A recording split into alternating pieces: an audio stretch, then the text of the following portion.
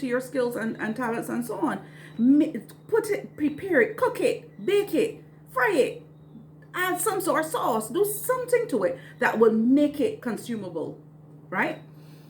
So after you've baked it, what's the next thing?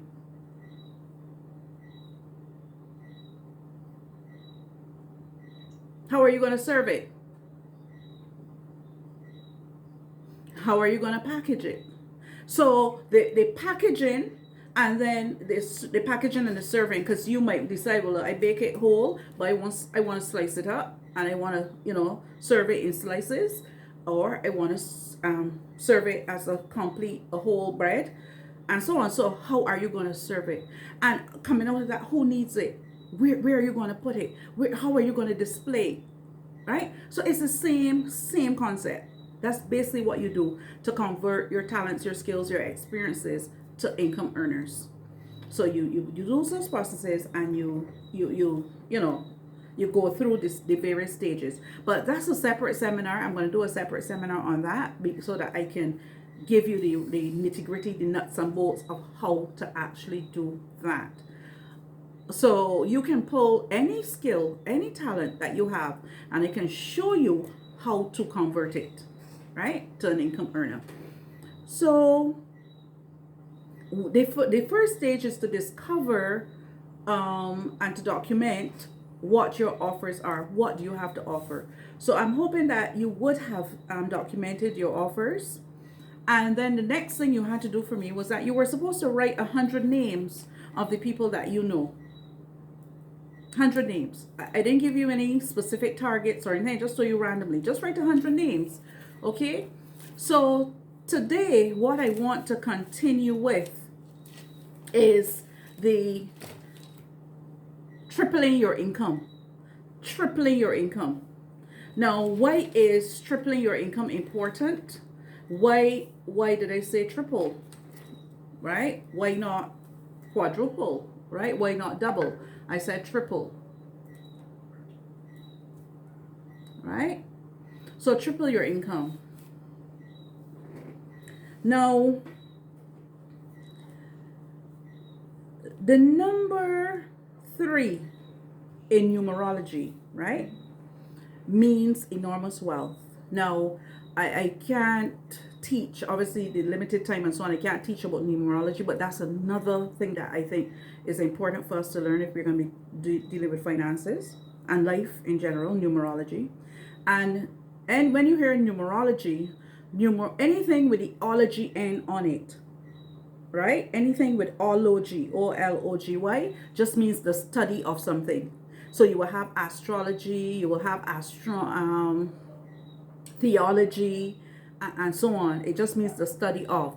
So when we talk about numerology, we're talking about the study of numbers. Okay, there is a scientific study of numbers, and for those of us who are biblical, we would see these numbers being used throughout the Bible and not necessarily know the significance.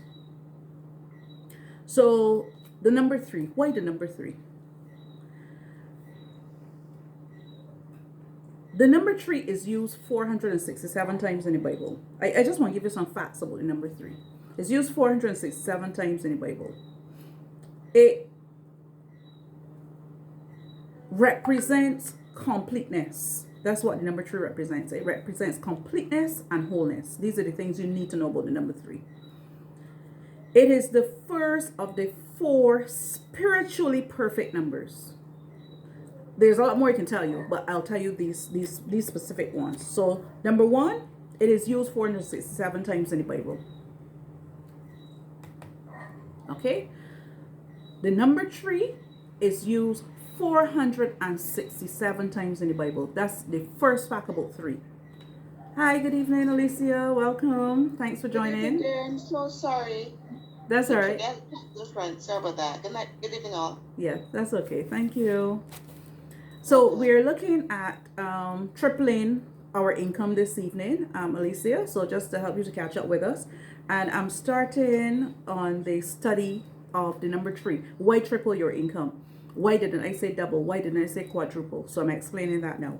So the number 3 in numerology means enormous wealth.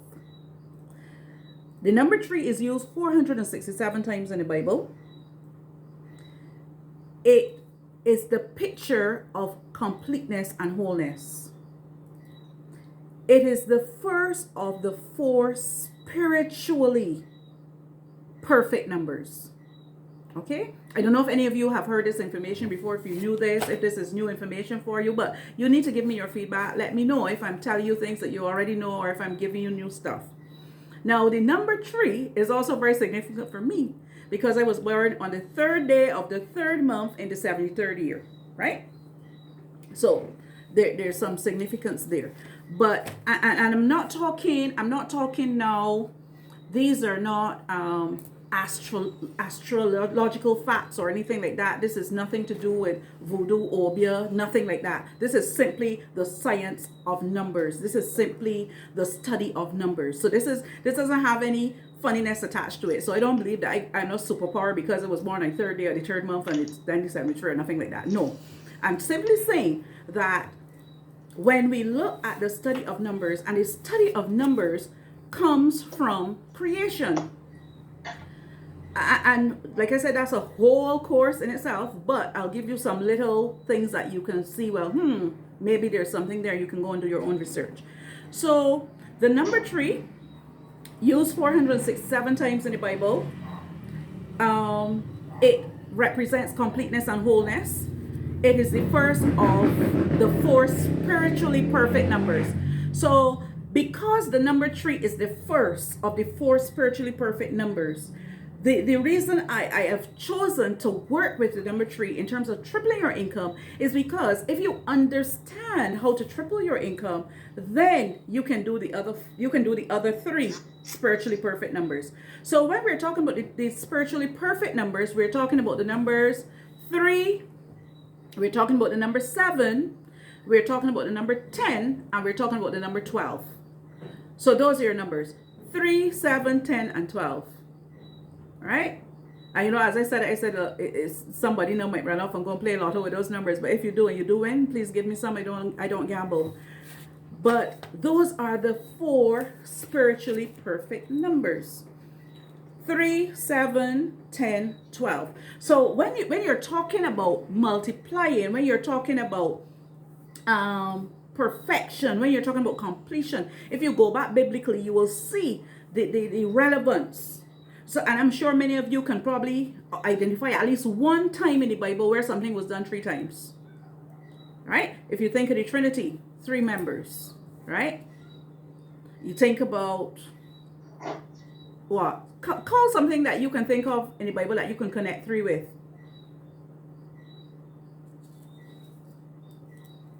Anything. Any random fact that you can think of connected to the number 3. 3 times.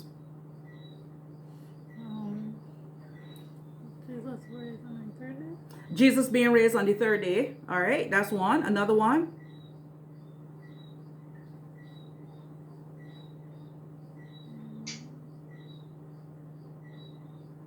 I don't know if it having significance, but the 3 wise men who was going to witness the birth of Christ. 3 wise men.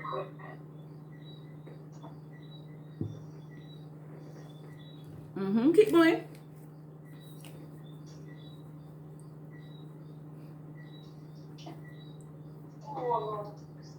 You have also, what did Jesus tell Peter?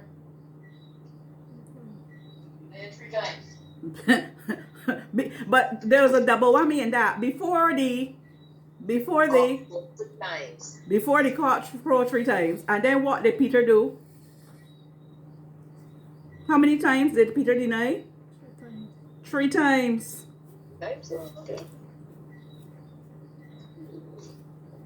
He was risen on the 3rd day after being crucified. He was risen on the 3rd day after being crucified. So the 3 times has significance. And like I said, why we're dealing with 3 is because that's the first spiritually perfect number.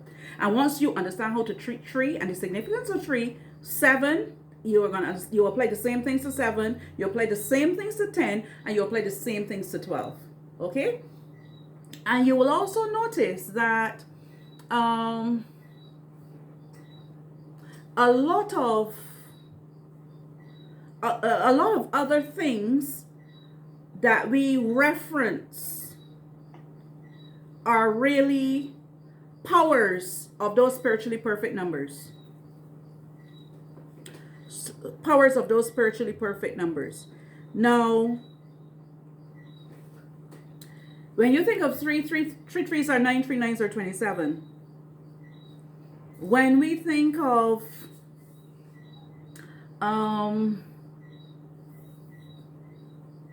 the 12, you have the 12 tribes, right?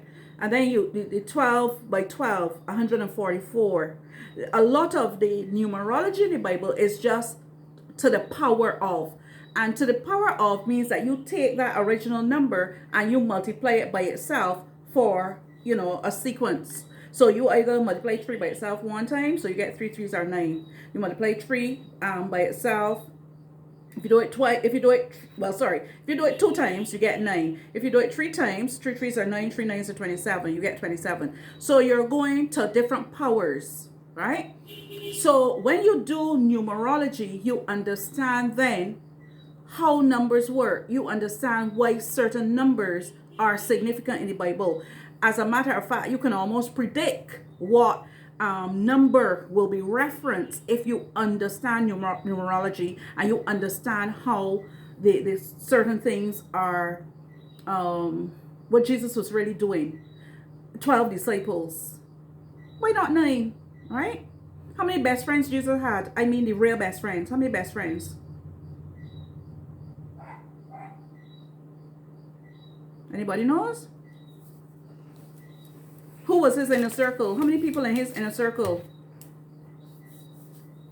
He had 12 disciples, but then he had an inner circle.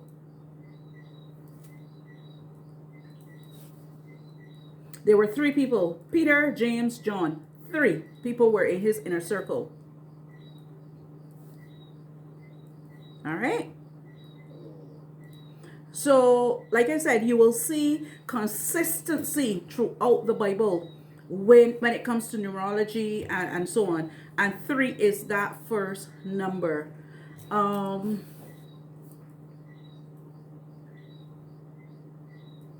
So that is why we're looking at tripling our income. We're going to start there. As long as you can master that tripling, then we can go from there. Now, why we are looking at it from the perspective also of tripling is that regardless of where you are, regardless of what your income range is right now, then the program or the concept that's being taught can work for you. So if I have a millionaire in the room, which I know I do, I probably have about 2 or 3 millionaires in here right now.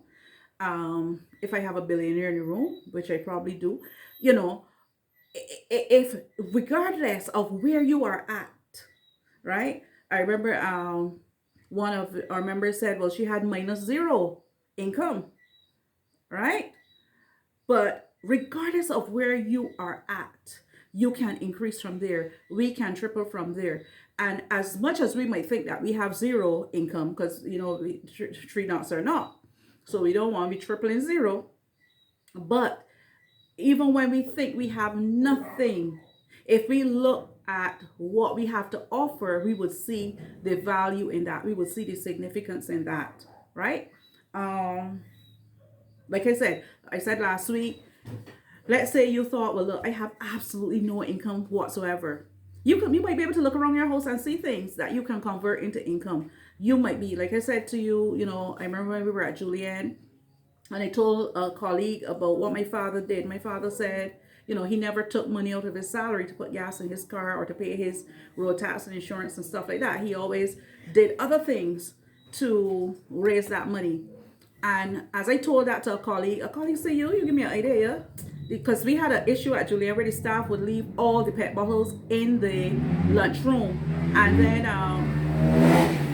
the maid would be quarreling all the time about how she got to move all these bottles and things, and it was a problem. So then my friend Wayne Hoyt said, Cheryl, we're a solutionist, so we solved that problem. So we're still be going in there, we picking up all them bottles. Every bag in them bottles, half for you, half for me. That's how we can put gas in the car. We usually follow the principle. And we were the two paros and Julia. We were HR. I was the HR trainer. He was the HR officer. And we were collecting the bottles, right? And it didn't take anything off of us to collect those bottles. It didn't reduce my position from HR trainer for the entire company because I was collecting those pet bottles and converting them for cash, right? We would take turns and carrying them and trading them off. Hi, good evening. Welcome, Apostle Hetty. Thanks for joining, right? So I'm just going to give you a little rundown as to what we were doing in a minute. So understand that even if you have zero income, you can look around you. You can look within your house. One of the things that I have a lot of is ornaments. Ornaments. If I decide, I probably got 100 or more ornaments, right? If I decided to sell at least each of those for $1, that's $100. Another thing that I have a lot of is a lot of books and stuff like that. If I decided to take those books and sell them, what, 50 cents, that's income that I can convert, because I'm saying I had no money, $0. I can convert that and get a start. So then once I find that place to start, even if I have $5, $10, $100, the idea is whatever amount you have or you have access to, you want to convert it and then you want to triple it. So that is what we are looking at this evening. And I want to give you some targeted principles, some steps to triple your income. All right. So we're gonna look at how to triple your income. And as I give you these steps, I don't just want you to hear me, but I want you to, give me some feedback, interact with me so that I know that you understand how to do it. Okay? Because the idea of this seminar is that it is supposed to be very practical, very hands-on. This is not talk shop. I mean, I talk a lot, but this is not a talk shop. I want people to go away empowered. I want people to go away and to be able to come back and say, Mom, I did it. I remember Pastor Nancy, I had shared some stuff about, when I first got married and stuff, and how I had used my home and started the daycare in my home and still I was going out to work. And one day she messaged me, said, listen, I did what you said, I start my own little business while I work with somebody else, my own business, making money for me. And so I was like, yeah, that's what I want. I mean, she didn't have to go to attend a university to do that. Simply by hearing and then applying what she heard, she was able to convert, to change the trajectory of her own income power. So I want to look at tripling, right, your income. And I want to give you, because we're talking about tripling your income, I want to give you 3 ways. There are many ways that I can give you, but I want to give you 3 ways. I want to look at the first 3 ways of tripling your income. So number 1, we are going to look at lead generation. Lead, L-E-A-D, generation. That's number 1. And 2, we're going to look at conversion rate. And 3, we're going to look at number of transactions. Now, we're not going to get to look at all of them today, but those are the 3 that I want to share with you. So 3 ways to triple your income. Now, there are 3 specific areas that we want to look at when we're talking about tripling income. So area number 1, people. I ask you to make a list of 100 people. 100 people that you know. Now, why are people important? How does people fit in to the tripling of your income? Now, people relate to the who. The who. Now, remember before I talked about the who, the how, the what, the where, the when, the why. So I'm going to look at the who this evening. I'm going to look at the what. I'm going to look at the how. So the people relate to the who. So the who, in terms of people, in terms of tripling your income, you need to know who is your target market.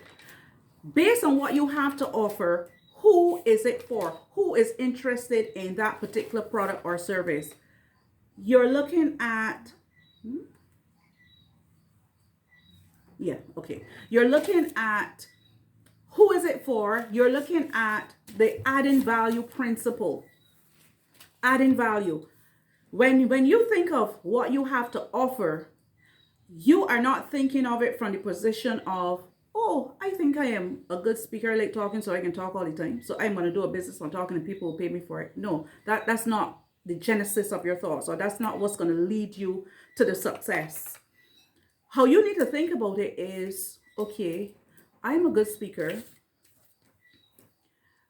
What do I say that can benefit people? You have to think of the value that you can add to somebody's life by whatever it is that you have to offer. Like I said, you might just have the flour, you might have the sugar, you might have the coconut, and so on. But how do you, I mean, who's going to seriously sit down and eat raw flour and sugar and you know, yeah, you know, if they're a little off. But ideally, if you can take those things and do it in such a way that you can add value. Now, when you turn that into a coconut bread, or if you take the coconut and sugar, mix with sugar, yes, yeah, now we could talk. You know, my children tease me all the time and they say, listen, something's wrong with your teeth taste buds. We see you eat raw flour. Because if I'm making fish cakes, I gotta taste it before I start frying it. They're not in that. They cook it first, then we taste it, then we sort it out after. Right? But think of it like that. What do I have to offer, and who needs what I have to offer? How can I improve somebody's life by what I have to offer? What value can I add to the society? What value can I add to the individual? What value can I add to the business by what I have to offer? So the first thing you want to think of is who. Who is your target market? So we can triple our income by knowing that and by increasing that. So one of the things that you do, once you identify who your target market is, the next thing that you want to do is to triple it. Because there is a rule of thirds that works in business. If you want to get, let's say you have let's say you want to do cold calling, you want to call up people about a product that you have to sell and so on. The rule of thirds says that if you want to get 10 people, you have to speak to at least 30 people. So you have to triple the amount of people the amount of people you want to get, you have to triple it so that you can end up with the amount that you actually want. Okay? So that's rule of thirds. Now, so if you know the amount of people that if you know the amount of people, sorry about that, if you know the amount of people that you actually want to end up with, then you will know how many people you actually have to approach. So if you want in this year, and we're going to be going on in the second phase of this program to setting targets and so on, because like I said, the purpose of this is for me to hold you accountable, for you to work with me and partner with me as your coach so that I hold you accountable to what you want to achieve. So if you say, well, look, within the first quarter of the year or the first half of the year or the first quarter, we are already in March. So you have to the end of March to complete that. But if you said, look, by the middle of the year, by 6 months of the year, I want to have a solid base of 100 people in my network. It means that you have to talk to at least 300 people. And if you're talking to at least 300 people, it means then if you decide between March, let's say you do March, April, May, between March and May, and you know you have to talk to 300 people, it means then that you know you have to do at least 100 a month. And this is why knowing your numbers is important, understanding how numbers work. Because I mean, in business, we talk about the concept of eating an elephant. How do you eat an elephant? You eat it one piece at a time. You don't try to swallow it all one time. You eat it one piece at a time. So if you know you want to have 300, if you know you want to have 100 solid people, and you have to talk to 300, you have to then have a strategy or a plan to talk to those 300 people. And if you want to have those 100 people solid by May, it means now that you can't be talking to the last 100 in May. You understand what I'm saying? So between March and April, you have to have a plan to cover those 300 so that coming into May, you have your 100 people. And if you fall short, you know, well, look, I just got to target an extra so and so on, extra 20, 30, 50, or whatever. So you have to apply what we did before in terms of knowing your numbers, understanding how the numbers work, breaking down your numbers. You have to be able to apply that. So the tripling of your people. So it is important that you develop the habit of understanding the importance of people, because oftentimes, because we don't have a specific plan, we don't have a specific strategy, we do not um we don't think of people, or we don't value people, or we don't approach people understanding or recognizing how they fit into the overall financial goal, the overall business goal, and so on. We don't recognize how the things link together. So it is important that we understand. And this is why in the questionnaire that I gave in the first week, where when I asked you about what money means to you, because a lot of times when we think of money, we think of money from the perspective of that paper note, you know, $5, $10, $20, $100, 50, whatever. That's what we think of when we think of money. But that's not what money is. That's not what money is. That's currency. But when we think of money, if you want to get scientific and you really want to understand what money is, or how to earn money, or the beginning or the genesis of money, but it goes very, very deep.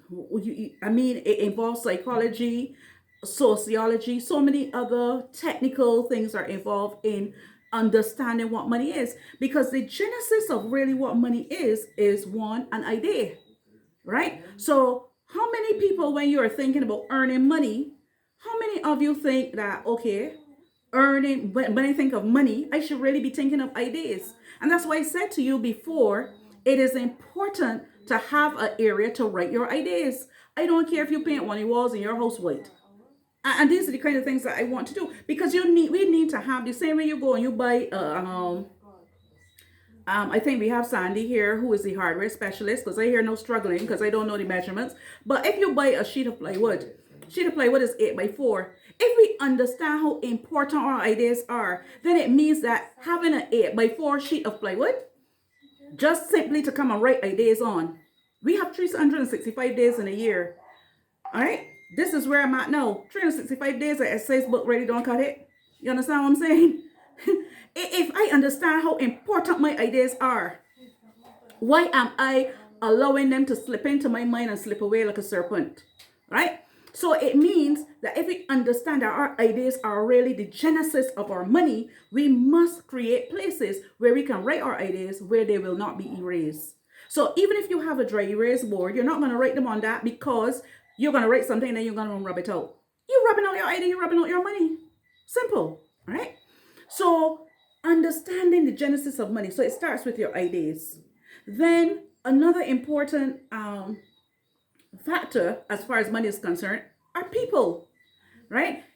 If you don't understand that it is through people that you get opportunities, it is through people that you are connected, then really and truly you can talk about money, you can fantasize about money all you like, but you've missed the boat if you don't understand how important people are. Because and when you see people, you know, like I said, if you're thinking of money just as the $5 note, the $10 note, the $50, you might be thinking, oh, that person don't give me the money. Well, I can't name, but she might think my good thing. If you think of it like that, then understand, if money is an idea, the person might not put $100 in your hands, but they might give you $1 million idea. The person might give you a connection to somebody who can fund your idea. And that's the genesis of money. That's what money really is. If we understand that money is really the combination and the culmination of our talents, our time, and our experiences and so on, understand that these are the things that we have with people. People can identify those things in us. People can help us to develop those things. like I said to you, I did not start out in my career journey knowing that I wanted to be a trainer, a motivational speaker, a coach, or anything like that. As a matter of fact, it was people who identified that gifting in me. I started out as a supervisor, and there were eyes that were on me. I was a supervisor brought into a retail environment. It was said to me, Miss Outram, nobody in here has ever started in the supervisory management position by just walking into it. Everybody had to start from the bottom, packing potatoes by, and this is the managing director who said this to me. He said, well, I had to start there too. I started packing potatoes and packing bags and stuff, and I grew my way up in the company. You're the first person to walk in here who's walking in at the supervisory level. So understand what that means. People will not like you. You're gonna have to tell people what to do who really were there longer than you and doing all the things in the supermarket. So you're gonna have to get your game together real fast. So I did not step in. I came from teaching into that supervisory position, into the front store management. So front store, now you're dealing with the customers, you're dealing with the staff, you're dealing the front end. That's where, you come in. First impressions count. So I got to manage that front end. And it was one of the gentlemen who was close to the owner, right? Who went back and said to him, man, you got a new woman at the thing at Column Rock, and what the Column Rock moving. You don't got to stay long in the lines. And he went back and he gave the feedback. In 3 months, I was called to the office. Now, I was scared as hell, because whenever you get called to the office, you're in trouble. You do some money missing, something going wrong. That was what the others told me. So I was afraid. And because they realized my personality as it related to being, correct, not doing anything wrong, not getting into trouble, they played with me. So they called me in the office and dealt with me as though I was being disciplined.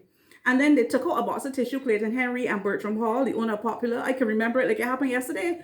Bertram Hall took out a box of Kleenex tissue and put it on and said, Miss Outram, you're going to need this. Because I'm a crier. Once I'm in trouble, oh Lord. And I remember they started this conversation. I'm thinking, but what happened? Because they used to have a lot of issues where there would be errors with monies with the cashiers and so on, with the clerks and stuff. So if I'm the front end supervisor, I'm also responsible for the clerk and what happened with the money. We had also had an incident where a clerk had taken money in the office, put it on the desk, came out, locked the door, went to the bathroom. The owner of the supermarket, who's not involved in the day-to-day running, but who would disguise himself, dress sometimes like a beggar, come into the supermarket, go into all the areas in the supermarket to see if we are maintaining the standards, went into the office and saw his money on the desk, took out his money, took it to the head office, and then called the clerk down to the office to fire her. So I had that experience, and I thought, this is madness. And she was warned and told, never do that again, right? If it ever happened again, she would have to pay back that money, because the money should not have been placed there. It should be put up in the safe and da da da. So that was one of my first experiences in that supermarket.